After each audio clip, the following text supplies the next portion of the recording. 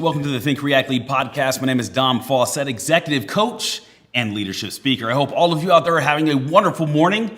Today we are going to continue our conversation surrounding one's 7 steps to vision success. We're going to focus heavily on recognizing your options, all of your options.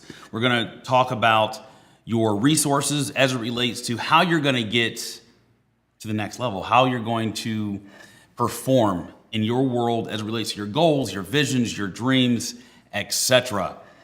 Before we go on any further, I want to let you know if you want to continue this conversation or add value to it, I can be found on Facebook, Dom Faussette, and Facebook, Think React Lead. Instagram, the same, at Dom Faussette, at Think React Lead. Twitter, Think React Lead. And of course, this is the Think React Lead podcast, which will be seen on YouTube. That's YouTube/Think React Lead, also iTunes and any Android platform. So let's jump right into this. Have you recognized all of your options as it relates to where it is you're trying to go in your world? We all have visions, we all have dreams or goals, or however you want to dice that up. But are we attaining them? Do we understand what our options are? What I've learned over the years with myself and clients is the ability to recognize our options takes place when we're happy. Usually when the opposite of that takes place, maybe there's a life event of some sort, or maybe we're just having a bad day, we tend to lose sight or maybe lack the ability to focus on what our options are. We end up losing clarity.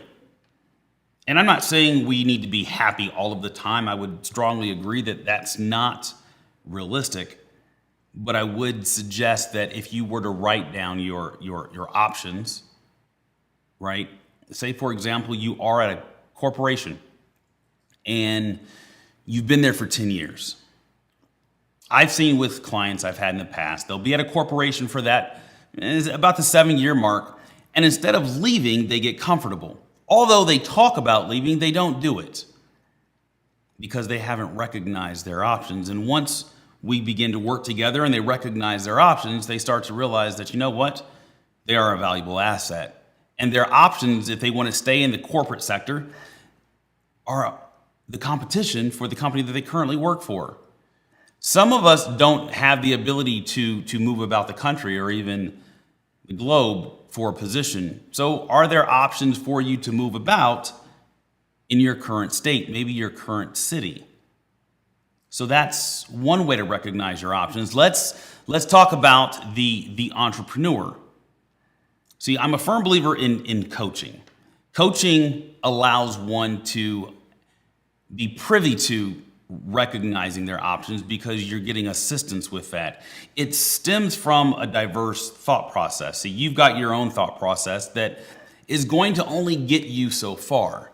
But when you tie in a mentor or a coach, or maybe multiple mentors or coaches, you end up with the opportunity to engage with your coach and your mentor in a diverse thought process, which is going to provide you diverse options, right? Options, more than one, almost like Baskin-Robbins 31 flavors. You've got options. But see, the world that we live in, society has a way of limiting our minds, which disconnects our mind from our heart, and that gap is open so wide that we're unable to leap from one position to the other. And we end up trying to, and unfortunately this is subconsciously, but we end up trying to fit our vision to our circumstances. The other day, I was going through some paperwork and I found some loan paperwork. It was actually payday loan paperwork. And this was back, it was 2017 now. This was back in 2009, December 2009 to be exact. And I took out a payday loan and I took out $300. I needed to pay back, I think in a week or two, $350. I think the interest rate was some awful amount, 300% plus. But I took out that loan because I was in a bad financial state. But hindsight, I know that if I would have maybe rented a lawnmower and gone to mow some lawns, Maybe my pride got in the way, but I didn't look at that as an option. I could have earned the money easily and not had to pay back $50 on top of the $300 that I borrowed. And December 19th, that tells me that I probably borrowed the money for Christmas for my kids. But another option was that maybe I could have just had a conversation with my children and said, hey, things are a little bleak this year, and this is what we're going to do. See, I didn't see that as an option. I didn't see the fact that I could have gone and volunteered as an option to fill that void. And I get it. Most of you are not at that level of destitute, if you will, but we all have our examples. Are you, and I'm going to ask you this, are you fitting your vision to your circumstances? I recall when I was in a marriage that I'm no longer in, my vision was limited because I was dealing with a lot of stresses. How many of you are dealing with stresses in your life that's limiting your vision? I'm not saying you have to do what I did and dissolve the marriage, but what relationships in your life do you need to dissolve so that you can cultivate other relationships for your future? See, when we stay in this adverse cycle, let's call it a cyclone, it just kind of sucks us down, and we lack the, I'd say, motivation and inspiration to move forward. Say you are the person that currently lacks the motivation and inspiration to move forward. Some of the things I would suggest changing is maybe what you take in, right? Garbage in, garbage out. What are you watching? What are you listening to? Who are you listening to? Who are you conversing with? Utilizing past your circumstances, utilizing that inspiration and motivation past your circumstances. I early on had to begin, and this was when I was taking out payday loans to pay for prepaid electricity. Early on, I had to treat myself as though I was let's call it the 2017 self. So I always said to myself, hey, it's 2009, and how do I see myself in 2019? So I started carrying myself, which allowed me to pull myself out of my circumstances. I've had a coach, different coaches and mentors over the last 10, 15 years, and obviously I've utilized their support to help get me out of these situations, but it really dials in or boils down to you. What are you not doing that's limiting you from pulling yourself out of your situation? Right? I was on a phone call the other day, and without going into too much detail with a potential client, and this guy's a veteran and an officer, but he happened to lack confidence. And from the outside, any civilian looking at him would say, dude, you're basically Captain America. How in the world do you lack confidence? Well, we all have something in our way. Let's call it an obstacle, or let's call it a stumbling block, whether it be from our childhood, whether it be something that happened recently. But are we utilizing our resources? And this brings me to our next point. Are we utilizing our resources to help get us out of our own way? And our resources, if you're writing this down, there's three: people, opportunities, and time. And I'm looking back and forth at my iPad, so I make sure I have the exact information to disseminate to you. Utilizing all of your resources, people. What people are in your lives or your life that you can benefit from? See, I'm a firm believer that there's an 80-20 rule as it relates to relationships. In the beginning of your journey to success, right, you want to have 80% of the people in your world helping you get to where it is you're trying to go. And of course, we have to add value to others and give back. So 20% of the people in your circle or in your world, in your existence, you should be helping them get to where it is they want to go. And as you put one foot in front of the other and you're moving forward down this path, and you're completing this journey of success, those numbers begin to change. Right now you're heavy on the supporting end and light on how you support others, but that flips. And the reason why I suggest you utilize that 80-20 rule in the beginning, because if you have 80% of the people in your world helping you get to where you want to go, and you have 20% of the people in your world that you're actually supporting them get to where they want to go, you don't have room for anybody else. So this is actually cutting the fat. You're getting rid of people that you're not adding value to, or they're not adding value to you, and it's okay, right? There's people that come into your lives for, as they say, and it's very cliche, a reason or a season. And that season could be a week, that season could be a decade, it could be your whole life, but you have to decipher that. So I suggest you go through your associations, your friendships, and ask yourself, am I helping this person, or is this person helping me? If the answer to both of those questions is no, you need to get rid of them. And then I want you to list all of the people that you have in your circle or your world. And I want you to write down what it is you're helping them with. And if you're not helping them and they're helping you, write down what it is they can help you with. And this is going to give you line of sight to how important this person is or these people are in your world. The other day, I threw an event. It's actually the 7 Steps to Vision Success event here in Chandler, Arizona. And I invited people that were close to me but didn't necessarily know each other. And when I had the room filled with people and I looked at a lot of the images from the event, I realized that majority of the people in that audience had never met each other. So I was connecting, whether it be a rock star with a film producer with a social media influencer, a social media influencer with a corporate exec with a finance guy, and the list went on and on and on, and that's how relationships are built. See, when you start to write down the people that are resourceful to you, you begin to see and understand the value that you bring to this world. And you begin to see the diversity, and I'm talking about thought process, right? You begin to see the diversity of associations that you have. So as you start to either promote or grow your business, you know who you can and who you cannot reach out to. It's called nepotism, or the hookup, as people might call it as well. But it's about you getting to that next level.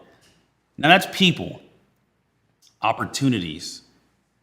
Opportunities is a resource. See, so often we miss out on opportunities. A lot for myself. In the past, it was because of my attitude. I had a bad attitude, and I didn't trust people, and I really didn't like most people. And this is a decade and a half ago. But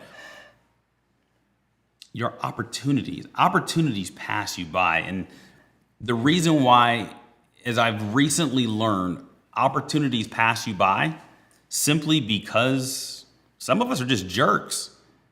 We're so stuck in our own world, stuck in our own adversity, woe is me, that we lack the ability to be friendly.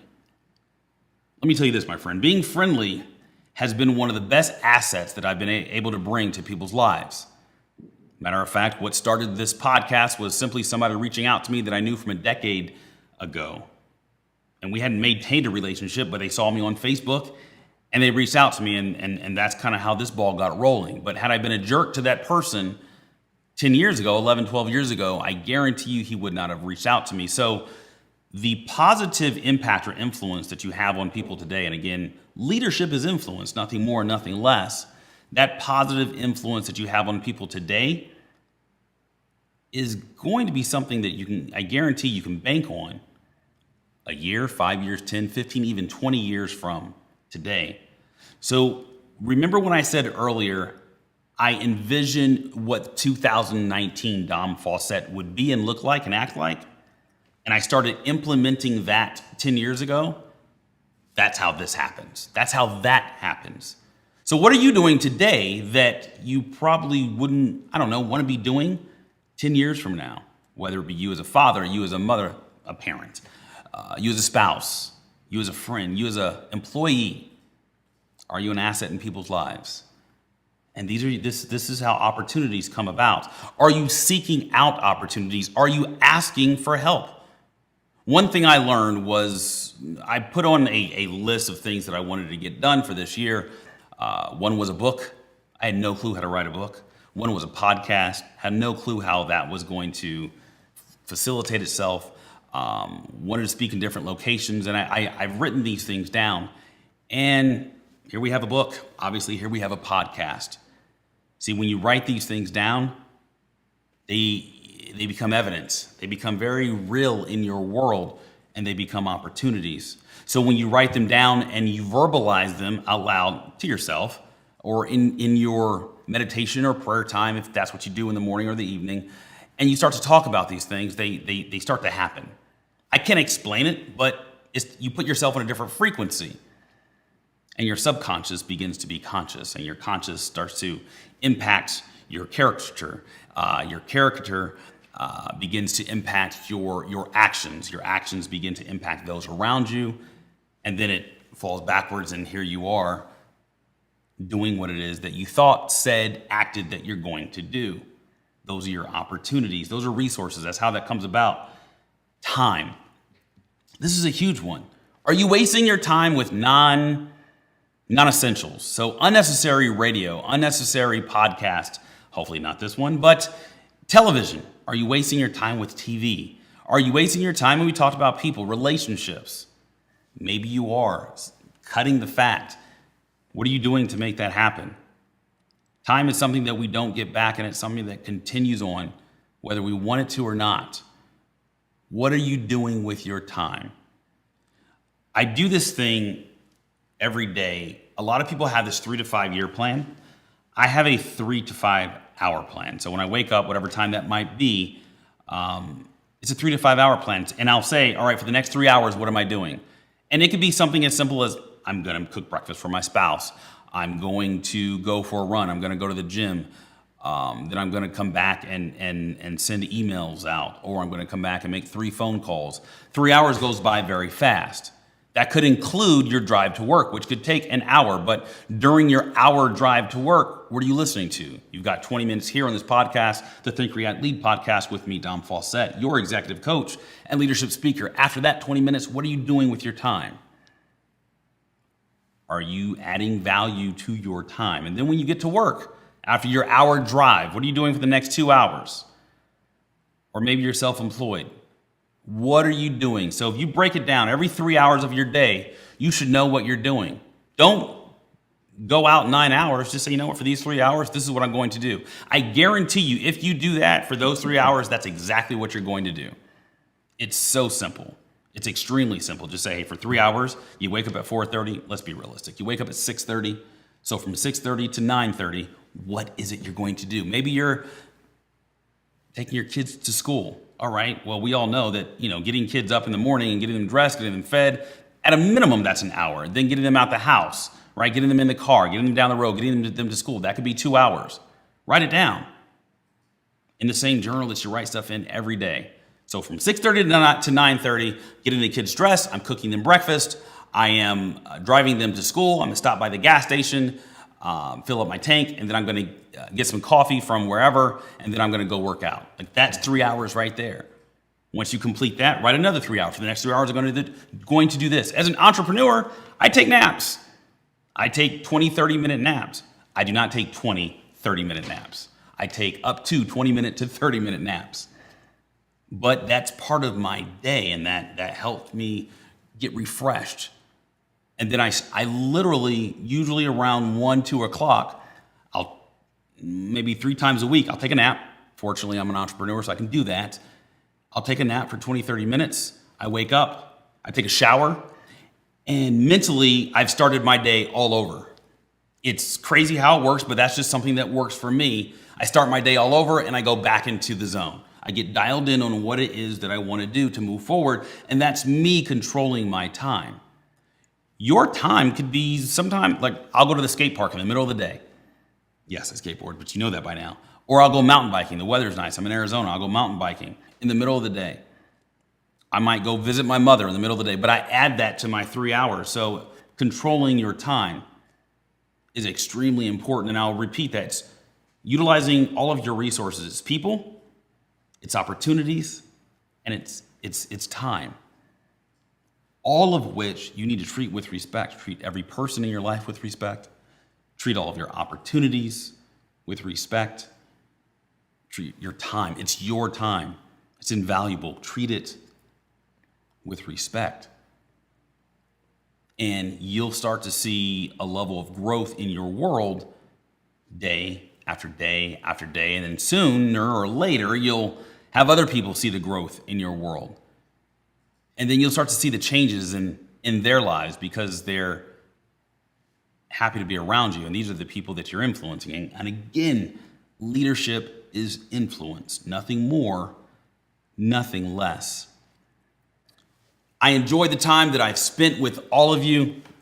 Just as a recap, this is the 7 Steps to Vision Success, and we talked about recognizing all of your options, never fitting your vision to your circumstances, and utilizing all of your resources. And those resources are people, opportunities, and time. On the next podcast, we're going to continue this conversation, and we're going to discuss eliminating all of your non-essentials and maybe dealing with all of your challenges. And I think in my world, I recall a time that I wasn't doing either of those. I wasn't acknowledging my challenges emotionally, spiritually, physically, etc. And I didn't acknowledge the fact that I had non-essentials in my life. And we're going to discuss that next time we meet. Again, my name is Dom Faussette, executive coach and leadership speaker. This is the Think, React, Lead podcast. Let's continue this conversation. Feel free to reach out to me. Again, the platforms I'm on. This is YouTube/Think, React, Lead. There's Facebook, which is Dom Faussette, and Think, React, Lead. Instagram at Dom Faussette, at Think, React, Lead, and Twitter. Also, if you would like to schedule a consultation, there's a time that we can do that. That is www.thinkreactlead.com. I would love to meet with you and discuss how we can help you grow further. Have a wonderful day, and we all here at Think, React, Lead, we'll see you soon. Bye-bye. Hard work.